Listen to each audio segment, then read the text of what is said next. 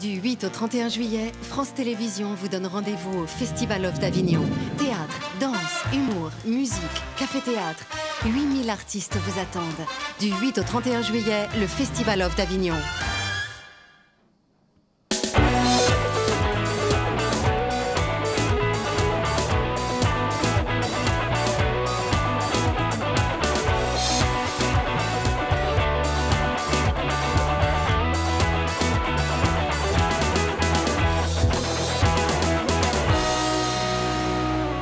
Bonjour, bienvenue en direct du village du Hof en Avignon pour la 12e émission dans Direct du Hof, émission qui va réunir des professionnels du spectacle vivant. Ce sont des dames qui sont autour de moi ce soir pour cette émission.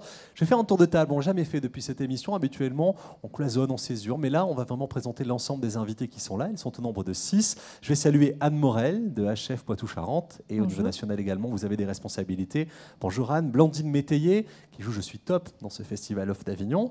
Je vais accueillir Clémence Deligna qui représente la pièce Fantaisie. L'idéal féminin n'est plus ce qu'il était. Bonsoir Clémence. Bonsoir. Savannah Massé, la blogueuse du Hof, vous la retrouvez tous les soirs dans En Direct du Hof. Bonsoir Savannah. Bonsoir David. Et puis je vais accueillir Maïmouna Koulibaly. Bonsoir Maïmouna. Bonsoir. Et Cathy Magnongo.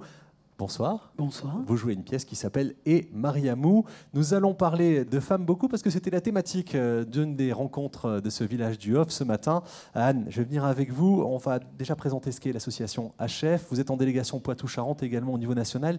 HF, c'est un mouvement pour l'égalité femmes-hommes dans le milieu de la culture ? Oui, tout à fait. C'est donc un mouvement qui a mis en visibilité, après les 2 rapports Rennes-Prat de la DMDTS de 2006 et de 2009, qui a mis en évidence qu'il y avait des inégalités absolument criantes dans la culture. La culture arrive après l'armée en termes de parité.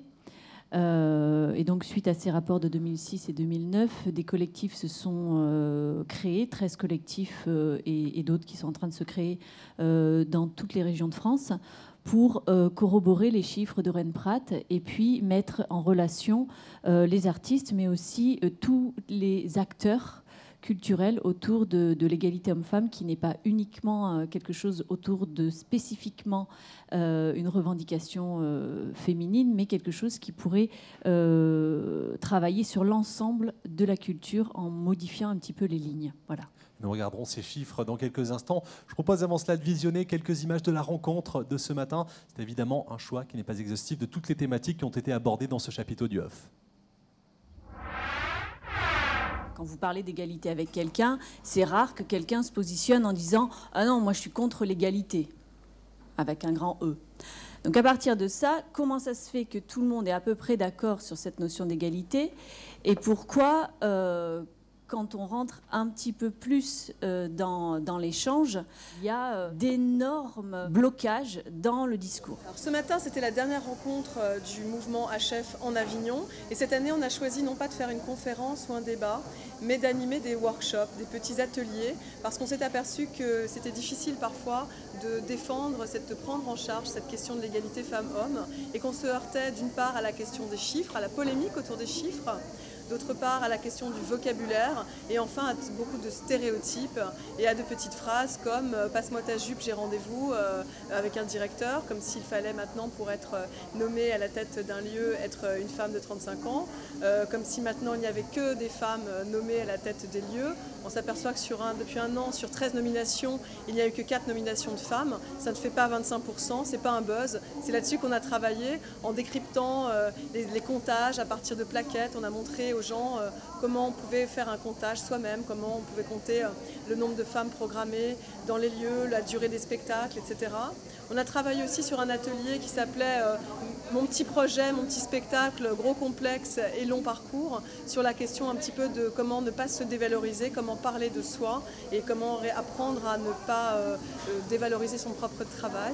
On a aussi fait un atelier sur ce qui s'appelait Derrière les petites phrases, les grands discours. Par exemple, les propos de directeurs de théâtre, moi je ne suis pas sexiste, les femmes je les adore. ou bien moi j'aime beaucoup votre projet, mais le problème c'est que vous êtes enceinte, enfin ce genre de propos, comment on y répond, comment on ne se laisse pas couper en deux par ça et comment on décrypte les problèmes, puisqu'on dit par exemple souvent pour être programmé il faut avoir du talent, mais comment vous savez que la personne a du talent? Parce qu'elle est programmée dans une scène nationale, c'est un peu le serpent qui se mord la queue, donc tout ça on apprend à le décrypter. Donc l'idée aujourd'hui c'était de donner des outils, de mutualiser et de donner un petit peu envie au public, aux militantes, aux militants de s'emparer des outils que nous essayons de mettre en œuvre pour faire avancer la question de l'égalité homme-femme dans les arts et dans la culture. Je suis très très surpris par certains chiffres que j'ai pu lire dans le rapport. 78% des spectacles joués sont mis en scène par des hommes. Vous m'arrêtez hein, si je me trompe, Anne. 81% des dirigeants de l'administration culturelle nationale sont des hommes. 75% des théâtres nationaux dramatiques et lyriques sont dirigés par des hommes. 96% des opéras sur le territoire national sont dirigés par des hommes. Je me suis trompé sur les chiffres ? J'ai l'impression de me tromper en le disant. Non, non, et puis ça s'est dégradé depuis de 2006 à 2009, ça s'est dégradé. Et puis ça se maintient. Mais voilà, c'est les bons chiffres. On a le constat et puis on a les outils que vous mettez en place. Aussi, il y a un travail qui est fait évidemment tout au long de l'année. On en parlera dans un instant. Je vais faire un petit tour de table sur ces chiffres. Est-ce que, mesdames, vous souhaitez vous exprimer? Blandine, peut-être? Blandine Métayer? Oui, enfin moi, donc, pour faire un parallèle avec le monde de l'entreprise, on va dire que dans la culture, c'est encore pire que dans l'entreprise. Et pourtant, les chiffres sont terribles dans l'entreprise au niveau, je dirais, des postes de direction. Vous avez travaillé dans votre spectacle sur le thème de l'entreprise avec voilà, des témoignages, des récits voilà, des d'hommes et de témoignages. femmes. J'ai interviewé une quarantaine de femmes et quelques hommes, éclairés, comme je dis, hein, parce que les autres... Ouverts ou éclairés? Oui, très ouverts. Et ces femmes, bon, ça allait un panel de 25 à 60 ans avec un noyau vraiment de 35-45 à différents postes. Hein. Et voilà, et c'est terrifiant au niveau des chiffres aussi, au niveau des salaires, au niveau du sexisme ordinaire, des petites phrases. Voilà, c'est exactement la même chose, hein, le même genre de phrases. Et au niveau de la carrière. Vous êtes fâché avec Sacha Guitry, non? Non, mais voilà, c'est une autre époque. Ouais. Il faudrait que ce soit une autre époque. Or, on entend encore des phrases qu'aurait pu dire Sacha Guitry, alors qu'il y a eu, voilà. Même si lui, il mettait un décalage aussi, il mettait oui, un décalage oui. avec ce qu'il écrivait, certainement. Anne Morel, vous croyez qu'on peut renverser rapidement, à court terme ou à long terme, ces chiffres? C'est effrayant, hein, ce que je disais tout à l'heure, c'est très, très impressionnant. Je pense que l'idée n'est pas de renverser. L'idée est d'accéder à l'égalité, à une égalité démocratique, certes des hommes et des femmes, mais pas uniquement. Il y a des plafonds de verre, il y a des plafonds de verre pour les femmes, il y a des plafonds de verre pour les personnes de couleur, il y a des plafonds de verre pour les gens de classe sociale basse. Comme dans toute la société, la culture qui est censée être éclairée et qui est censée avoir une ouverture d'esprit et mettre sur le plateau ce que la société civile et les dysfonctionnements de la société civile, il faut que en son sein, la culture s'interroge sur quelle démocratie et quelle société elle veut. Donc l'égalité n'est pas un combat de pouvoir de sexe à sexe. L'égalité est une ouverture, une opportunité de réinterroger la culture, de réinterroger la notion d'excellence dans une notion peut-être d'exigence, de réinterroger des comportements inconscients de fabrication de plafonds de verre. Dans l'entreprise, justement, quand un mode de recrutement produit 80% d'hommes, il n'interroge pas le hasard, il interroge le mode de recrutement. Donc la culture doit interroger les modes de recrutement. Comment est-ce qu'elle produit ces chiffres-là? Et à ce moment-là, on a vraiment tout à y gagner. Ça fait slogan publicitaire, mais oui, comment on réinterroge ce que disait Ariam Nouchkine ce matin dans son article? Comment on réinterroge l'éducation artistique et l'artistique? Comment on essaie de faire des ponts pour sortir enfin de ces choses qui sont entre des projets verrouillés et avec de l'argent et de la disette de l'autre côté? Comment tout ça fait évoluer la société en transversale? Il ne s'agit pas de guerre des sexes. Anne, comment on vous rejoint? Comment on rejoint le mouvement, HF? Des HF, il y en a dans beaucoup de régions. Donc HF Poitou-Charentes, là je suis très mauvaise parce qu'il y a des sites partout. Et, il y a des sites internet, il suffit de faire une recherche dans un moteur de recherche. HF, mouvement HF partout. Et puis j'engage aussi tous les gens, hommes et femmes, à créer les HF Poitou-Charentes. Les HF Poitou-Charentes. Au niveau national. Il y a un HF en région Provence-Alpes-Côte d'Azur, il y a un HF en Île-de-France. Oui, PACA, Île-de-France, ouais. Rhône-Alpes. Et il n'y a pas que des artistes dedans. Il y a des directeurs de salles. Notre bras armé, c'est les saisons égalité. C'est-à-dire, c'est une charte que signent des structures pour s'engager à réfléchir concrètement sur l'accès à l'égalité, au mode de gouvernance, à la représentativité, à la visibilité. Et il y a des gens de tous les secteurs, DRAC, agences régionales, artistes. Il y a vraiment un grand panel de participants. Merci beaucoup Anne pour cette présentation de HF. Je voudrais revenir avec Blandine Métayer à propos du spectacle. Comment vous avez travaillé pour recueillir ces témoignages en entreprise? Vous, c'est un regard sans aucune concession sur la place de la femme dans l'entreprise. Tout à fait. Comment vous avez bossé pour récupérer les témoignages? C'est un instantané de la situation actuelle. C'est-à-dire que j'ai vraiment fait un travail d'investigation. J'avais fait un premier seul en scène en 2002 qui s'appelait Célibatante, qui était sur la vie des femmes en solo. J'avais déjà interviewé des femmes divorcées ou célibataires, parce que c'est pas du tout la même chose pour une femme à 35 ans d'être célibataire que pour un homme. Hein. La femme, on lui dit attends, ça tourne, alors tu vas rester toute seule, etc. Alors qu'un homme, on dit oh là là, quelle chance tu as, profite. Voilà. Donc c'était déjà sur un sujet féminin, je dirais, de la place des femmes dans notre société. Et je me suis dit, j'en ferai un autre un jour, mais sur un sujet fort. Il se trouve que j'ai la chance d'intervenir en entreprise parallèlement à ma carrière pour faire des coachings, des pièces sur mesure avec la société Changement de Décor qui produit la pièce. Et donc, j'avais noué plein de contacts et j'avais observé énormément de choses en entreprise. Et je me suis dit, en janvier 2010, j'ai dit, il faut faire un truc là-dessus. Ça n'a jamais été fait. Raconter l'histoire d'une femme qui parvient à percer le plafond de verre et qui est arrivé au sommet de sa carrière, qui raconte par où elle en est passée, aussi bien sur le plan personnel, familial, que sur le plan professionnel. Et la pièce oscille tout le temps entre vie pro, vie perso. Je redémarre dès l'enfance et ça oscille entre le rire, les larmes, la colère. Enfin, il y a toutes les émotions. Les gens me disent c'est les montagnes russes. Et c'est vraiment une pièce, on suit le personnage de bout en bout. Ça s'appelle Je suis top, c'est à 19h15 au Collège de la Salle et je propose de regarder un extrait tout de suite. Tel que vous me voyez, je suis top. Non mais j'ai eu un patron, il ne me laissait jamais partir avant 21h. Vous avez voulu être cadre. Assumez ma grande. Messieurs, j'ai l'honneur d'accueillir Catherine, notre première blonde au CODIR. Au 21e siècle, messieurs, dames, 80% des tâches ménagères sont encore effectuées par les femmes. Il y a des hommes comme ça. Si vous n'êtes pas d'accord avec eux, avant 40 ans, c'est les règles, après, c'est la ménopause. Arrivé à un certain âge, vous avez le choix entre être un mérou ou un charpet. Catherine, vous êtes en cloque. Et si on n'en fait pas, tôt ou tard, on nous regardera d'un seul œil.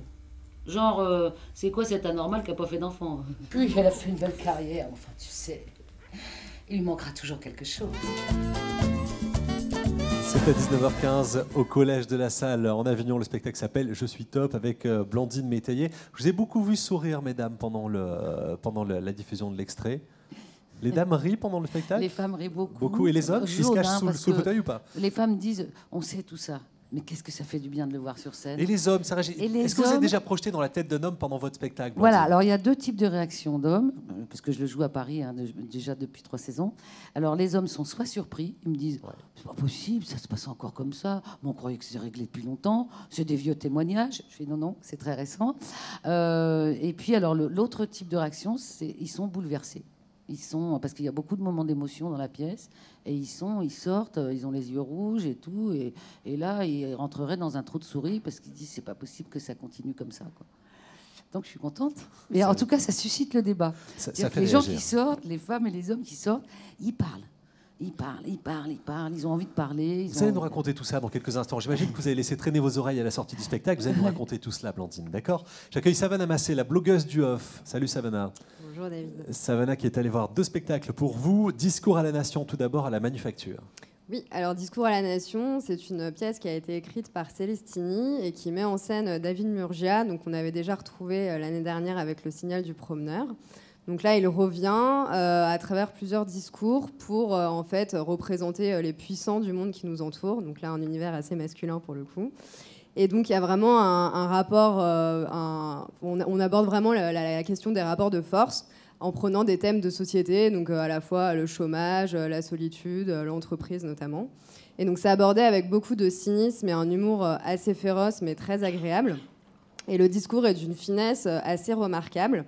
Il y a vraiment une lucidité politique, sociale qui se concentre vraiment sur l'humain en général.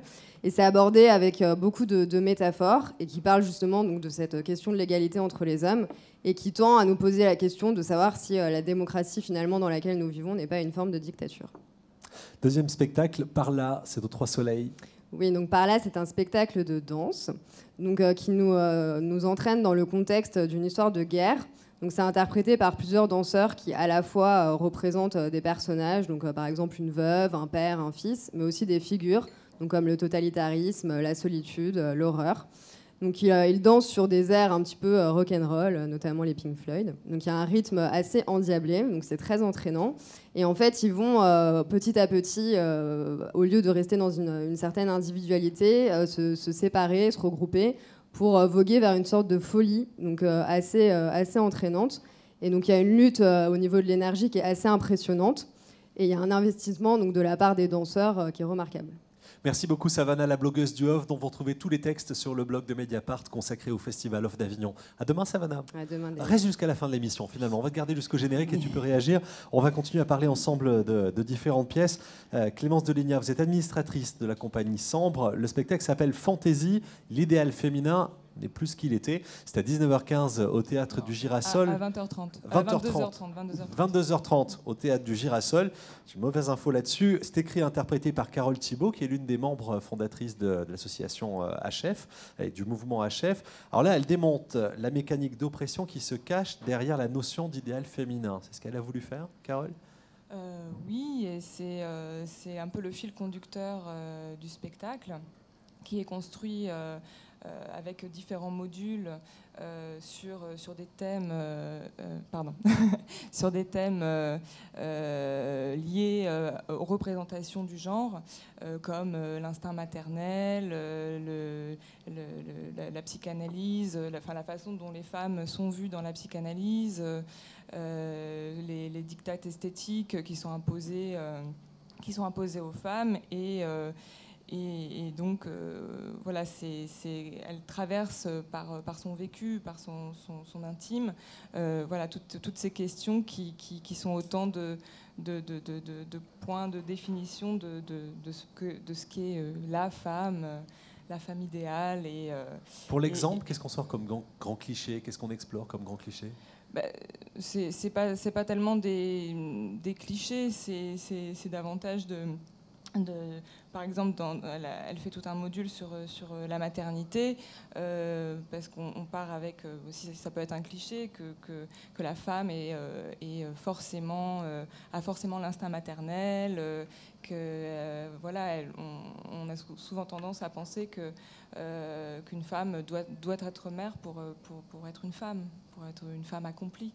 Donc voilà, c'est autant de points qu'elle met en lumière. Et après, c'est pas une pièce à thèse, ni un manuel de savoir-vivre. C'est voilà, une façon de dénoncer et de poser des questions surtout.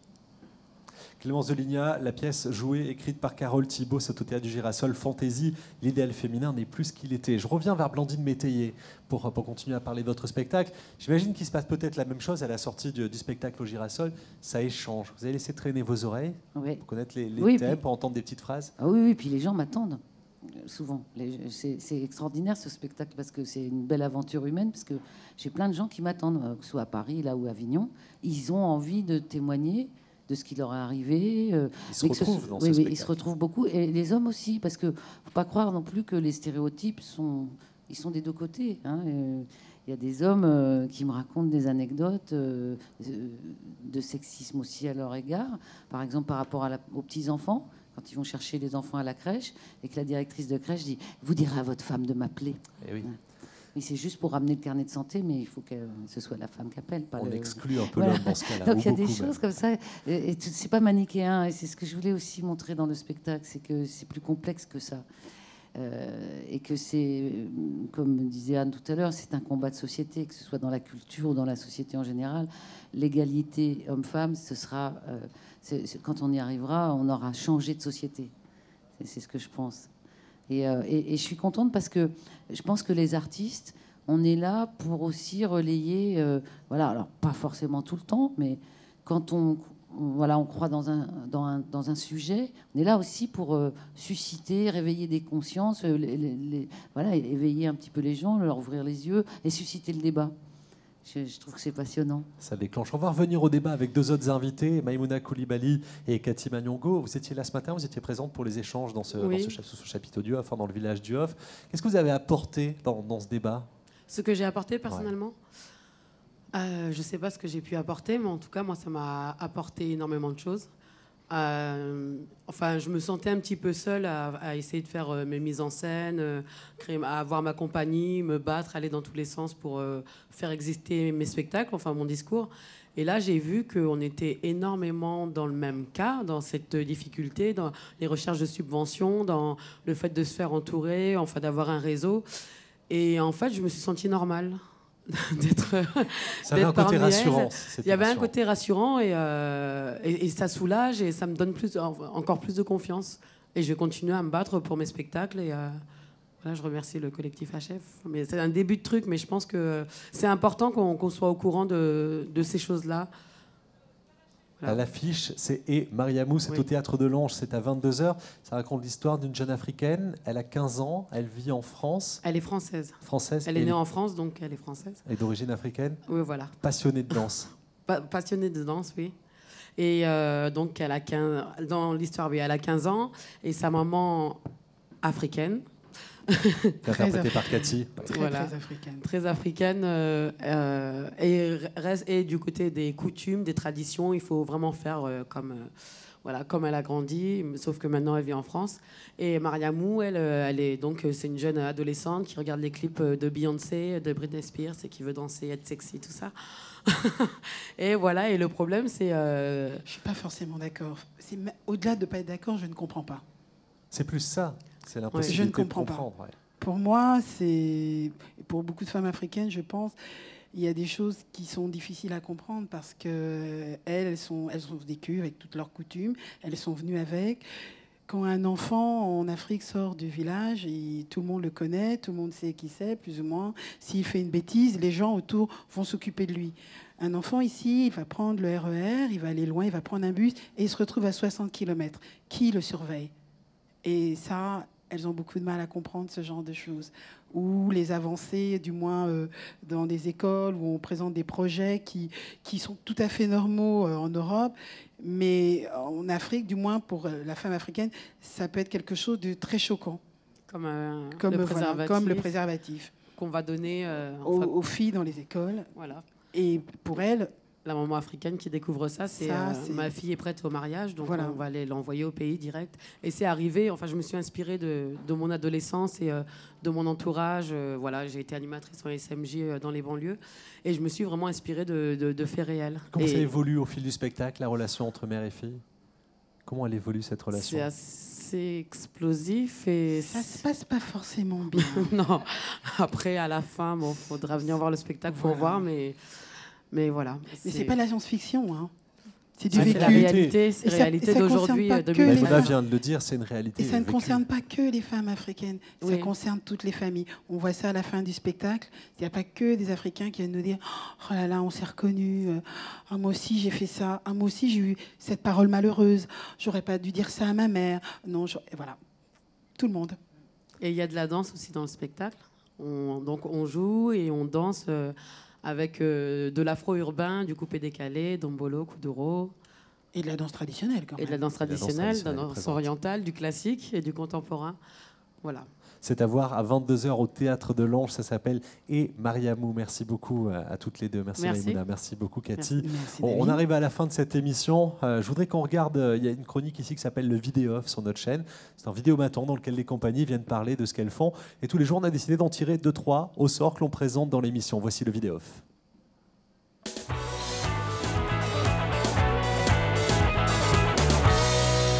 Singulière Thérapie, c'est une comédie, la rencontre de deux solitudes.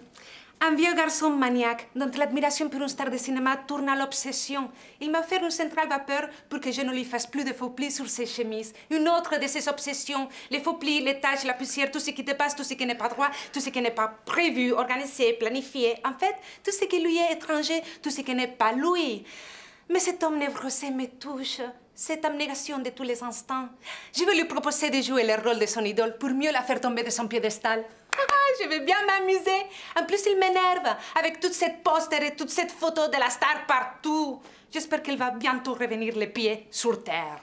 Une femme de ménage espagnole atypique, cultivée mais effrontée, qui se permet de faire des analyses psychologiques de prise unique.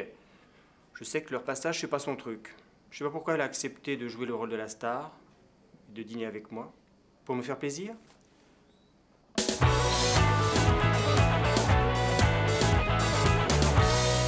La compagnie Fragment de Monde présente le Stabat Mater Furiosa de Jean-Pierre Siméon au Théâtre de l'Adresse. Alexandra, metteur en scène. Jean-Pierre Siméon a écrit ce texte au Liban en 1997. C'est un cri poétique, un jet coup de poing contre l'homme de guerre. Il donne la parole à une femme en réaction à l'hypocrisie du « plus jamais ça » d'après l'Holocauste. Audrey, comédienne, comment est-ce que tu as fait pour aborder ce thème de la guerre? C'était pas évident parce que la guerre militaire, on la vit pas ici sur notre territoire. Par contre, les prémices de la logique guerrière, oui, à travers des actes de violence qu'on peut voir dans notre quotidien. Moi, je l'ai aussi expérimenté à titre personnel. D'ailleurs, on a monté une exposition sur la thématique que vous pouvez voir dans la cour du théâtre. Stabat Mater Furiosa au Théâtre de l'Adresse tous les jours à 15h35.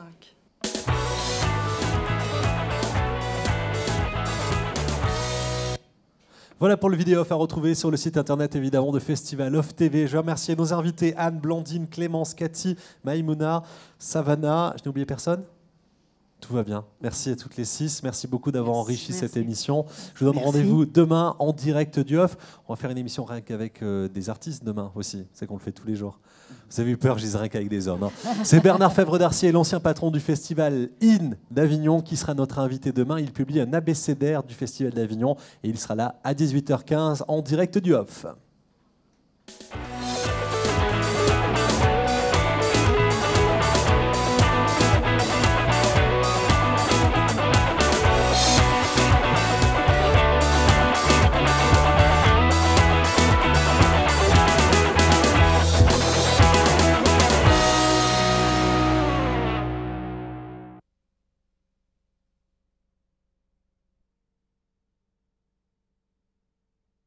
Si je peux reprendre du son, s'il vous plaît, on va tourner une petite interview dans le plateau. On va essayer de garder 10 minutes là, tout de suite, si on peut. Est-ce qu'on peut me confirmer, possible ou pas possible?